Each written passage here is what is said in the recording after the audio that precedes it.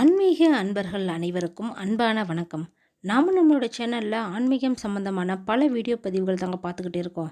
அந்த வகையில் நாம் இன்றைக்கி என்ன பதிவு பார்க்க போகிறோம் அப்படின்னா, இந்த பிப்ரவரி மாதத்தில் வரக்கூடிய தைப்பூசத்துக்கு பிறகு எந்த மாதிரியான பலன்களெல்லாம் இந்த மகர ராசிக்காரங்களுக்கு கிடைக்க போகுதுன்னு தாங்க.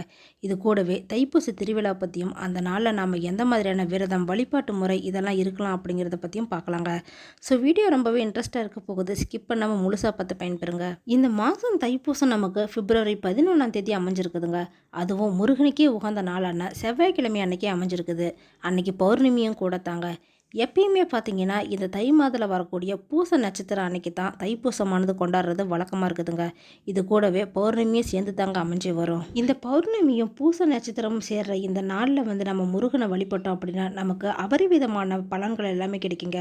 இது கூடவே இந்த தைப்பூசம் பார்த்தீங்கன்னா நமக்கு இந்த மாதம் எப்போ வருது அப்படின்னா, இந்த பூச நட்சத்திரம் பிப்ரவரி 10 நைட்டு 7:13 ஆரம்பித்து அடுத்த நாள் பிப்ரவரி 11 நைட்டு 7:31 வரைக்குமே இந்த பூச நட்சத்திரமானது நமக்கு அமைஞ்சிருக்குதுங்க.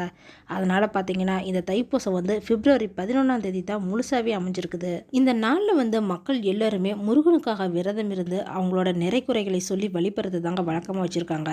அந்த வகையில் பார்த்தீங்கன்னா இந்த தைப்பூச நாளில் நாம் எந்த மாதிரியான விரதம் வழிபாட்டு முறை இதெல்லாம் செய்யலாம் அப்படின்னு தொடர்ந்து பார்க்கலாங்க. தை மாதத்தில் வரக்கூடிய மிக முக்கியமான நாளில் ஒன்று தாங்க இந்த தைப்பூசம். இதில் பலவிதமான பிரச்சனைகள் குறைகள் அப்படின்னு தீர்க்கக்கூடிய அற்புதமான நாள் அப்படிங்கிறதுனால தான் மக்கள் அதிகமானவங்க இந்த தைப்பூச விரதத்தை கடைபிடிக்கிறாங்க. இது தமிழ்நாட்டில் மட்டும் இல்லைங்க, உலகத்தில் எங்கெல்லாம் தமிழ் மக்கள் இருக்கிறாங்களோ அங்கே எல்லா இடத்துலையுமே இந்த தைப்பூசத்தை கொண்டாடுறத வழக்கமாக தான் வச்சுருக்காங்க.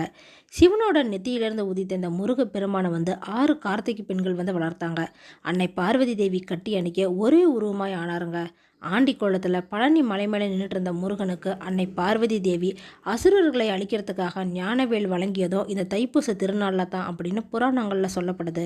அதனால தான் பார்த்தீங்கன்னா மற்ற முருகனோட 6 படை வீடுகளை காட்டிலுமே இந்த பழனியில் தைப்பூச விழா ரொம்பவே கோலாகலமாக விமர்சையாக கொண்டாடப்படுதுங்க. இந்த பழனியில் 10 நாள் விழாவாக தான் இந்த தைப்பூசம் கொண்டாடுறது வழக்கமாக இருக்குது. பழனி மலை அடிவாரத்தில் இருக்கிற பெரியநாயகி அம்மன் கோவிலில் தாங்க கொடியேற்றப்பட்டு இந்த விழா நடத்தப்படுது. அந்த வகையில் பார்த்தீங்கன்னா முருகனுக்கு இந்த 10 நாளுமே பலவிதமான அபிஷேகம் அலங்காரங்கள் செய்யப்பட்டு திருவீதி விழா கூட்டிட்டு வராங்க. இது மட்டும் இல்லைங்க, தொடர்ந்து நடக்கக்கூடிய இந்த 10 நாள் விழாவில் முருகனுக்கு தேரோட்டம் தெப்ப தேர் இது எல்லாமே நடக்குதுங்க. வாய்ப்பு இருக்கிறவங்க எல்லாருமே இந்த தைப்பூச நாளுக்கு முன்னாடி நடக்கிற இந்த 10 நாளுமே பழனிக்கு போய் முருகனை தரிசனம் செஞ்சுட்டு இந்த விழாக்களை பார்த்துட்டு வாங்க. உங்களுக்கு நல்ல பலன்கள் எல்லாம் கிடைக்குங்க.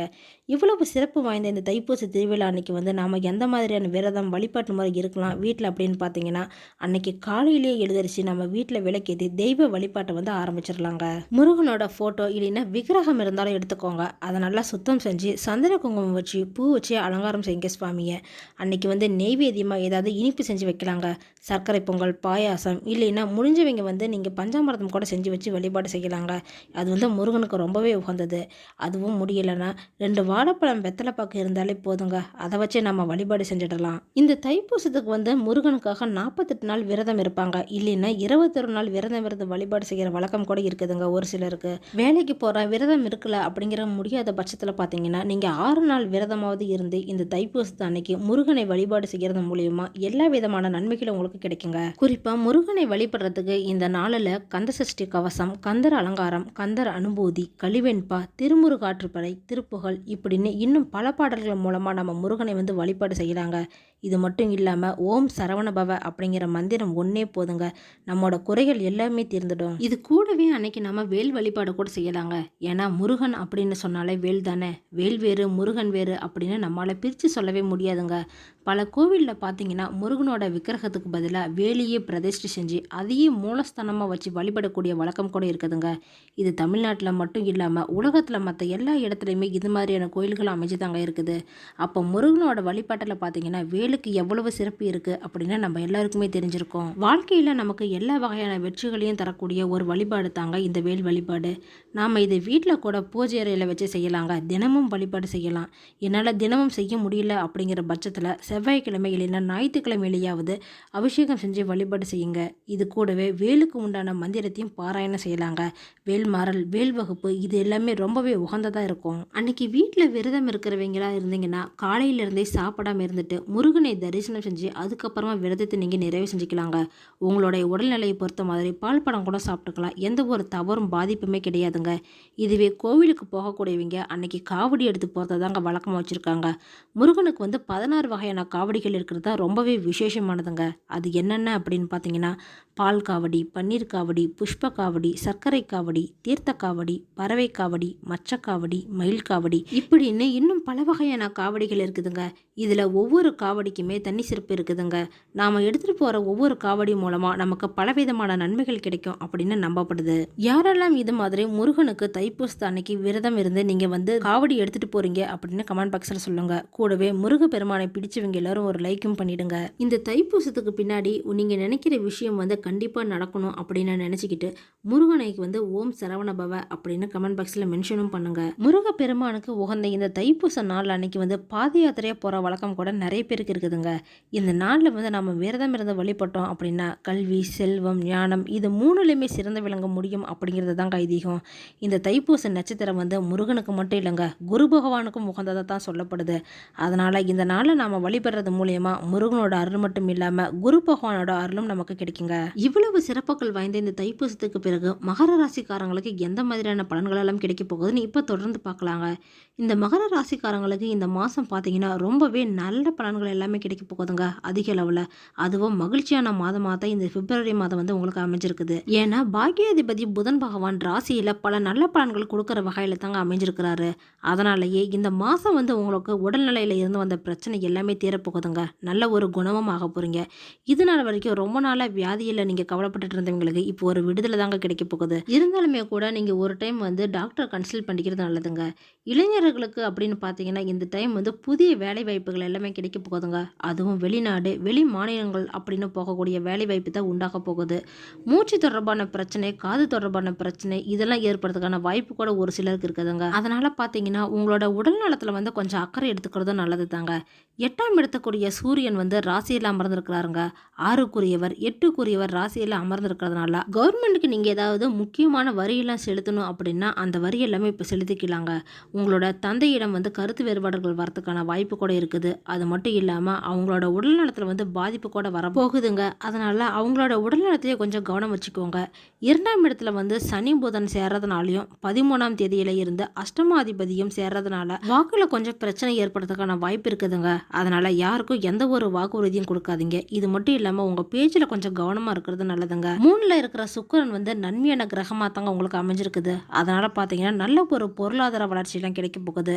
3ல உச்சம் பெற்று இருக்கிறதுனால உங்களுடைய மகள் வாழ்க்கையில மிகப்பெரிய வளர்ச்சியை கொண்டு வர போகுதுங்க. அதுவும் சுக்கிரன் ராகுவோட செயற்கையால அலர்ஜி, சளி இது மாதிரியான பிரச்சனை, கண் பிரச்சனை இதெல்லாம் வரதுக்கான வாய்ப்பு கூட இருக்குது. நகைகள் காணாமல் போகிறதுக்கான வாய்ப்பு கூட இருக்குதுங்க. அதனால் இது மாதிரி விஷயத்தில் கொஞ்சம் கவனமாக இருந்துக்கோங்க. பொருளாதார ரீதியாக எந்த ஒரு பிரச்சனையும் இல்லைங்க. அதெல்லாம் இந்த மாதம் நல்லா தான் இருக்குது. உங்களுக்கு வியாபாரத்தில் கூட உங்களுக்கு நல்ல ஒரு முன்னேற்றம் தரக்கூடிய மாதமாக தாங்க அமைஞ்சிருக்குது. உங்களோட வியாபாரத்தில் செய்ய முடியாத விஷயத்தை கூட மற்றவங்களுக்காக நீங்கள் செஞ்சு தருவீங்க. அதனால் வாக்குறுதியை மட்டும் கொடுக்கறது தவிர்த்துக்கிறது நல்லதுங்க. குரு பகவானுடைய பார்வை இருக்கிறதுனால எல்லா விதமான உயர்வும் உங்களுக்கு கொடுக்க போகுதுங்க. நிதி சார்ந்த பலன்கள் எல்லாமே அள்ளி தான் கொடுக்க போறாரு இவரு. இந்த மாதம் குழந்தை பாக்கியம் கூட கிடைக்க போகுதுங்க. ரொம்ப நாளாக குழந்தை இல்லாதவர்களுக்கு இந்த டைம் குழந்தை இருக்குது. கோயிலில் வேலை செய்கிறீங்க அப்படின்னா உங்களை ஈடுபடுத்தி கொள்வது நல்லதுங்க. 6ல் செவ்வாய் இருக்கிறதுனால சிலருக்கு உடல்நல கோளாறுகள் ஏற்படுறதுக்கான வாய்ப்பு கூட இருக்குது. எதிரிகள் உங்களை வீழ்த்த தாங்க பார்ப்பாங்க. அதனால் நீங்கள் கொஞ்சம் தைரியமாக இருக்கிறத பார்த்துக்கோங்க. உங்களோட உடம்புல ரத்தம் சம்மந்தப்பட்ட இல்லைன்னா ஹார்மோன் சம்மந்தப்பட்ட பிரச்சனைகள் ஏற்படுறதுக்கான வாய்ப்பு கூட இருக்குதுங்க. அதனால் இந்த மகர ராசிக்காரங்களுக்கு எல்லாமே நல்லா இருந்தாலுமே கூட இந்த உடம்பு பிரச்சனையில் மட்டும் கொஞ்சம் கவனமாக செலுத்திக்கோங்க. இந்த காலகட்டத்தில் நல்ல ஒரு நன்மை தர காலமாக தாங்க அமைஞ்சிருக்குது. வியாபாரம், கல்வி, வேலைவாய்ப்பு இது எல்லாமே உங்களுக்கு நல்லா தாங்க அமைஞ்சிருக்குது. ஏன்னா குருவோட பார்வை உங்களுக்கு இருக்கிறதுனால எல்லா வகையான சகல சம்பத்துமே உங்களுக்கு கிடைக்க போகுதுங்க. சுக்கிரனுடைய அனுகூலம் மிகவும் சிறப்பாக தான் இருக்க போகுது. அதனால பொருளாதார ரீதியாக நல்ல ஒரு முன்னேற்றம் தாங்க இருக்க போகுது. குடும்பத்தை பொறுத்த வரைக்கும் பார்த்தீங்கன்னா அதுவும் நல்லா தாங்க இருக்கும். சின்ன சின்ன கருத்து வேறுபாடு இருந்தாலுமே கூட எல்லாமே சரியாகி ஒத்துமையாக தான் இருப்பீங்க. இது மாதிரியான பலன்கள் தாங்க இந்த தைப்பூசத்துக்கு பிறகு மகர ராசிக்காரங்களுக்கு அமைஞ்சிருக்குது. எல்லா வகையிலுமே உங்களுக்கு நன்மை கிடைக்கிறதுக்காக இந்த மாதம் உட்காந்து நீங்கள் மதுரை வீரன் வழிபாடு செய்கிறது மூலியமாக நல்ல பலன்கள் கிடைக்குங்க. ஓகே ஃப்ரெண்ட்ஸ், இந்த வீடியோ பதிவு உங்களுக்கு பயனுள்ளதாக இருக்கும் அப்படின்னு நினைக்கிறேன். அடுத்தடுத்து நம்ம சேனலில் ஆன்மீகம் சம்மந்தமான பல வீடியோ பதிவுகள் தாங்க பார்க்க போகிறோம். ஸோ நம்ம சேனலில் நீங்கள் இப்போ தான் ஃபஸ்ட் டைம் பார்க்குறீங்க அப்படின்னா சப்ஸ்கிரைப் பண்ணி வச்சுக்கோங்க. கூடவே பெல் ஐக்கனையும் கிளிக் பண்ணி வச்சுக்கோங்க. அப்போ தான் நாங்கள் போடுற வீடியோ பதிவு உங்களுக்கு உடனே கிடைக்கும். இந்த வீடியோ உங்களுக்கு பிடிச்சிருந்தா லைக் பண்ணுங்கள், ஷேர் பண்ணுங்கள், கமெண்ட் பண்ணுங்கள். அதோடு உங்கள் ஃப்ரெண்ட்ஸ் அண்ட் ஃபேமிலிக்கும் ஷேர் பண்ணுங்கள். அவங்களும் இந்த வீடியோ பதிவை பார்த்து பயன்பெறட்டும். மற்றொரு ஆன்மீக தகவல் வீடியோவோடு உங்களை சந்திக்கிறேன். ஆன்மீக அன்பர்களான உங்களுக்கு நன்றியும் வணக்கமும்.